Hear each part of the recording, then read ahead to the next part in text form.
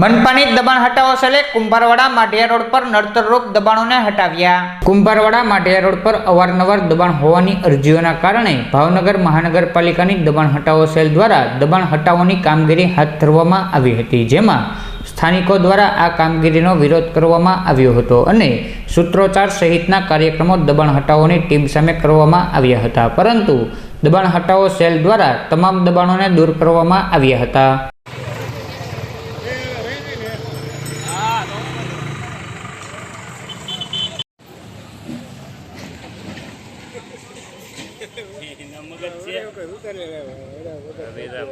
Babita Bachchan